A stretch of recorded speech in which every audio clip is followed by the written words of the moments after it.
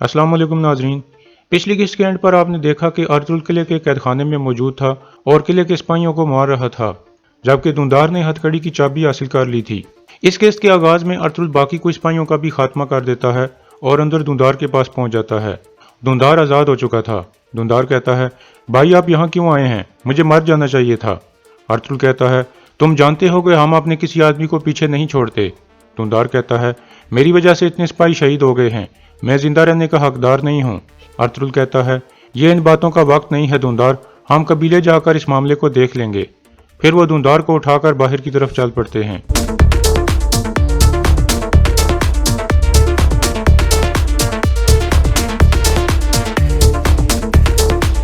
बाहर सहन में आलियार और अर्तुल के सिपाही किले के बाकी सिपाहियों को भी मुसलसल मारने में मसरूफ थे। कुछ देर की लड़ाई के बाद वो तमाम सिपाहियों को खत्म कर देते हैं। अंदर अर्तुल और उसके साथी दुंदार को लेकर आगे बढ़ रहे थे कि इतने में पीछे से कुछ सिपाही आ जाते हैं। अर्तुल कहता है, दुमरुल तुम दुंदार को यहाँ से ले जाओ, हम इनको देख लेते हैं। इसके बाद अर्तुल और तुर्गत दोनों मिलकर उन सिपाहियों से लड़ने लगते हैं।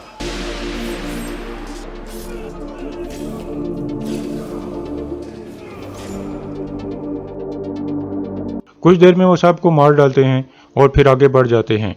थोड़ी देर बाद उराल भी कुछ सिपाहियों के साथ कैदखाने में पहुंच जाता है, लेकिन दुंदार को गायब देखकर शदीद गुस्से में आ जाता है। एक सिपाही उसे बताता है कि वो लोग दुंदार को ले गए हैं। यह सुनकर वो सब बाहर की तरफ भागने लगते हैं। दूसरी तरफ अर्तुल के तमाम साथी बाहर सहन में पहुंच चुके थे। अर्तुल कहता है, चलो उस निकासी वाले नाले की तरफ चलो। फिर वो सब गवर्नर हाउस से बाहर की तरफ चल पड़ते हैं। थोड़ी देर बाद उराल भी बाहर सहन में पहुंच जाता है, लेकिन वो सब जा चुके थे। फिर उराल कहता है, मैं जानता हूँ वो कहाँ गए होंगे, मेरे पीछे आओ। इसके बाद वो सब भी बाहर की तरफ भागते हैं। अर्तुल और उसके साथी उस नाले तक पहुंच चुके थे जो किले के बाहर निकलता था। फिर वो सब बारी बारी उस नाले में दाखिल होने लगते हैं। तुर्गत अर्तुल को कहता है, अल्लाह करे कि बामसी हेलेना को बाहिफाजत वहां से निकाल ले, फिर हम वसूलियस को किले में जिंदा दफन कर देंगे। अर्तुल कहता है, जब मैं अगली दफा यहाँ आऊंगा तो अपना झंडा लहरा दूंगा और वसूलियस की लाश को किले की दीवारों के साथ लटका दूंगा। इतने में वसूलियस के कुछ सिपाही वहां आ जाते हैं। थोड़ी देर की लड़ाई के बाद सबका खात्मा हो जाता है और फिर अर्तुल और उसके साथी भी नाले में दाखिल हो जाते हैं। रास्ते में आलियार कहता है, एक दफा मैं अपने कबीले पहुंच जाऊं, मैं अजार और उसकी बेटी का सर उतार दूंगा। अर्तुल कहता है, मैं उनको अपने कबीले में सजा देना चाहता हूं आलियार साहब, ताकि वो दूसरों के लिए इबरत का निशान बन जाएं। आप उन दोनों को और तेओ को लेकर हमारे कबीले में आ जाना। आलियार कहता है, सही कहा आपने, चलें फिर इस काम को ख़त्म करते हैं। फिर वो दोनों आगे बढ़ जाते हैं, जबकि तुर्गत नाले को अंदर की तरफ से बंद करने लगता है और आगे बड़े बड़े पत्थर रख देता है।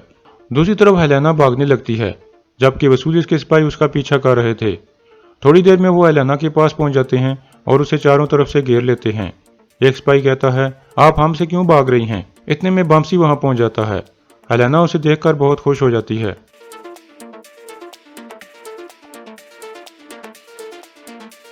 वसूलियस के सिपाही हेलेना को पीछे करके बामसी पर हमला कर देते हैं।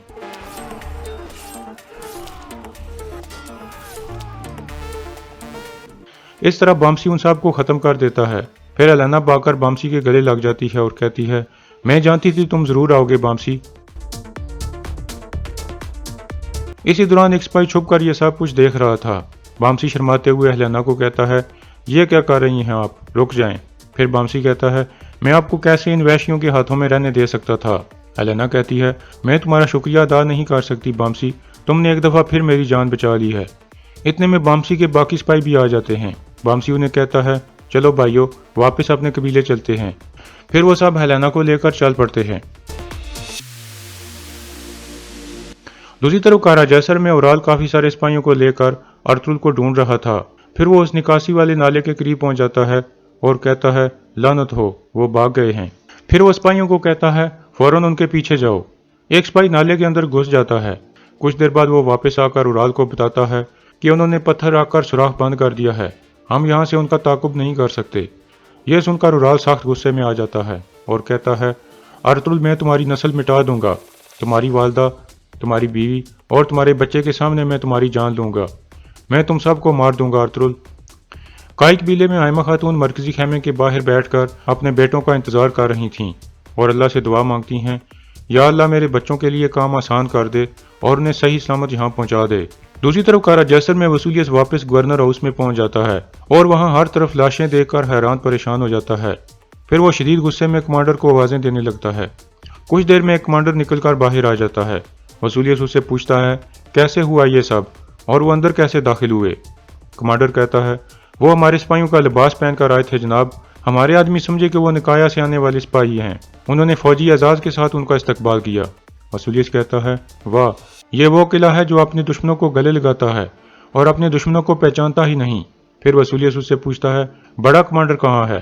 कमांडर इशारा करके कहता है वो मर गए हैं जनाब। वसूलियत से एक नज़र उस मुर्दा कमांडर को देखता है और फिर दूसरे कमांडर का भी गला काट देता है। फिर उराल कहता है हमने उनका पीछा किया था लेकिन वो निकासी वाले नाले के जरिए भागने में कामयाब हो गए हैं। फिर वसूलियत रोने और चीखने लगता है।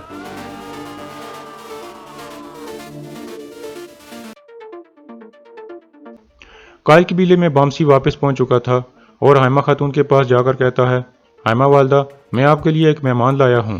फिर वो एलेना को अंदर बुलाता है। एलेना अंदर दाखिल होते हुए कहती है क्या आप इस गैर मुतवक्को मुसाफिर को कबूल करेंगी हाइमा वालदा। हाइमा खातून कहती हैं खुश आमदीद बेटी। एलेना उनका हाथ चूमती है। फिर हाइमा खातून उसे गले लगा लेती हैं और कहती हैं तुम्हें यहाँ देखकर मुझे बहुत खुशी हुई बेटी। अब तुम हमारे खानदान का एक हिस्सा हो। अगर तुम चाहो तो यह तुम्हारा मुस्तकिल घर बन सकता है। एलेना कहती है मेरा आप लोगों के बगैर कोई नहीं बचा हाइमा वालदा। अब यह कबीला मेरा घर है। यह सुनकर हाइमा खातून मुस्कुराने लगती हैं।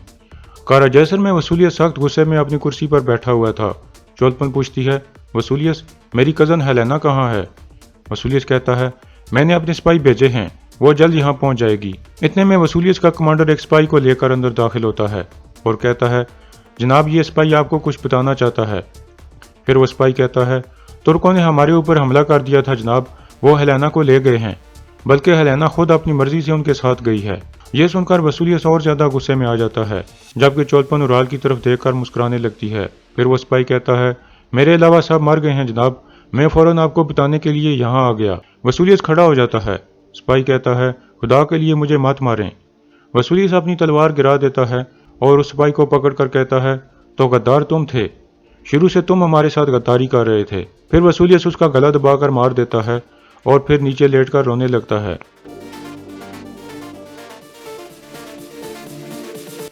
दूसरी तरफ काय कबीले में कबीले के ढोल बजने लगते हैं।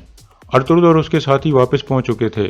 कबीले के लोग अर्तुरुल साहब जिंदाबाद के नारे लगाने लगते हैं।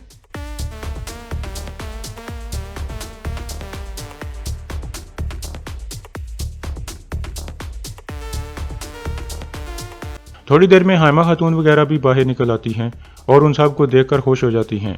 धुंधार घोड़े से उतरकर अपनी वालदा के पास आ जाता है और वो दोनों गले मिलते हैं। फिर हाइमा खातून अर्तुरुल को कहती हैं तुमने धुंधार को सही सलामत लाकर मुझे बहुत खुश कर दिया है बेटा। अल्लाह का शुक्र है कि मुझे तुम जैसा बेटा मिला है। इतने में बानो जिजिक भी अंदर से आ जाती है। धुंधार उसके सामने जाकर कहता है मुझे माफ़ कर दें बाजी, मुझे माफ़ कर दें।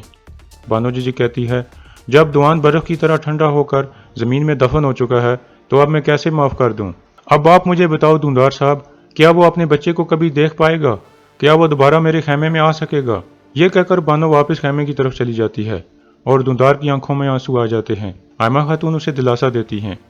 फिर अर्तुरुल साहब से मुखातिब होकर कहता है कबीले के भाइयों और बहनों, आप लोगों का शुक्रिया कि आपने अपने बेटों और अपने खावनों को जंग पर भेजा।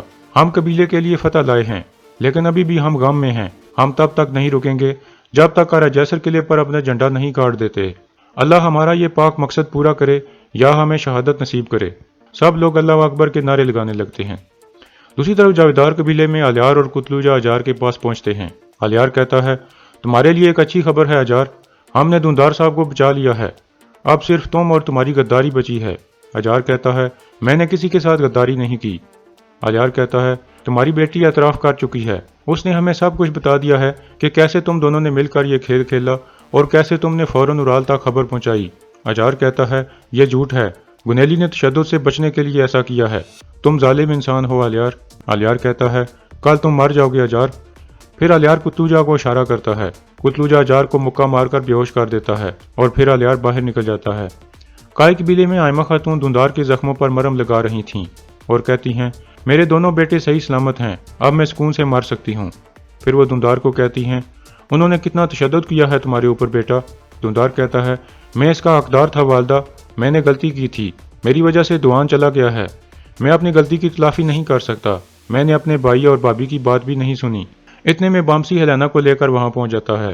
अर्तुल कहता है, खुश आमदीद हेलेना, आपको देखकर खुशी हुई।